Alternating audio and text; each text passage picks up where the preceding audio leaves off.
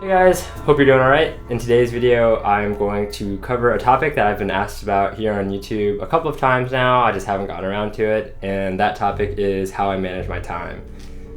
By all means, I'm definitely not a productivity expert. I just do what I think has been working for me so far, and I'm happy to share that.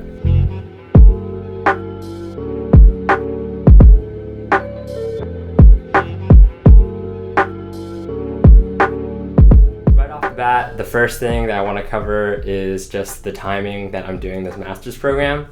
I see it on Slack all the time, but I can't even imagine how difficult it is to do a master's program while working full-time if you have kids, because I'm already juggling so many things and I can't imagine the guilt I would feel if I had kids, because the master's program pretty much takes up a huge portion of your free time outside of work. So that's the first thing that I have going for me.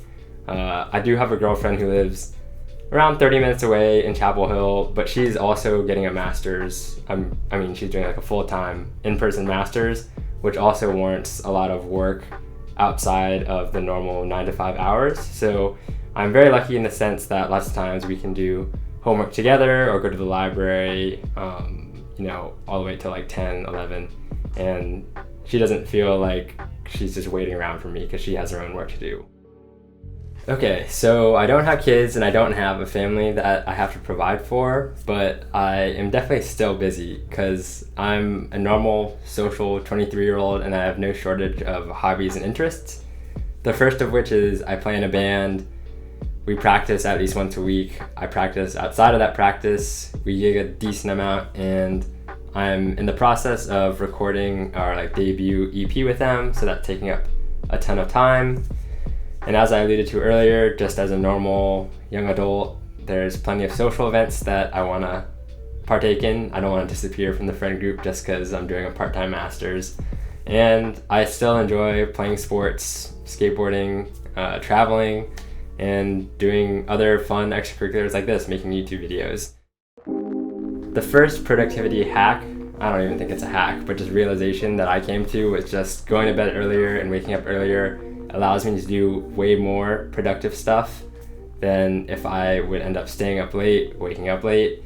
So obviously I could never wake up late per se, since I work like a normal 9 to 5, but going to bed earlier and then waking up at like 6:37 allows me to do a little bit of work, at least exercise, and get some fresh air in the morning before work.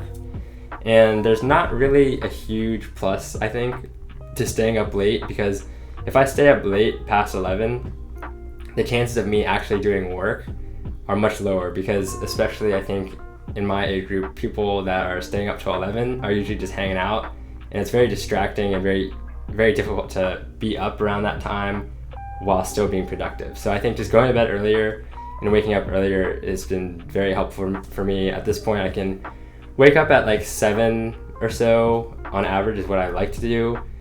Go on a walk, eat breakfast, and then do some light reading or watch some lecture before I actually start doing work at 9.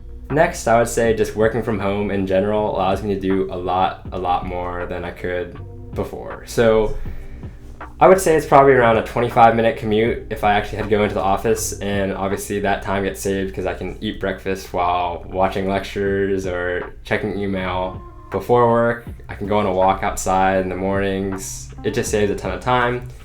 During lunch, I usually tend to eat lunch while watching lectures or passively reading Piazza or Ed, basically doing something productive related that's pretty light and I can do while eating. I should say that I meal prep, but I don't do it well. So I find myself getting Chipotle, 2 or 3 times a week at least, I'd say, just because being able to order online and pick it up within 5 minutes, I live around 5 minutes away from one. It's a huge time save, so I really wish I had a Chipotle VIP card. But you get the idea. Just work from home allows me to squeeze in some school-related things in time spaces that I definitely wouldn't be able to before.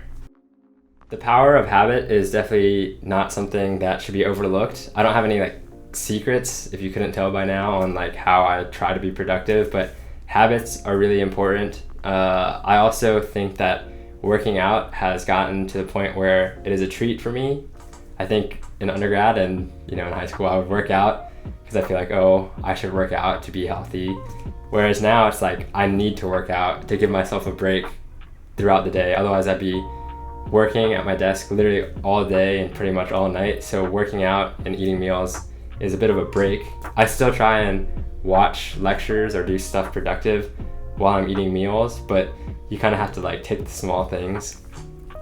Also, just in general, I always try to work as smart as possible, not necessarily working the hardest. Of course, you're gonna have to work hard, just the nature of the program, but really try to be like time effective. So for example, I don't ever watch live office hours if they're recorded, because then I can just watch them 2x speed the next day and still ask my questions on Piazza or Ed, and I think that's just a much more time effective way of going about things.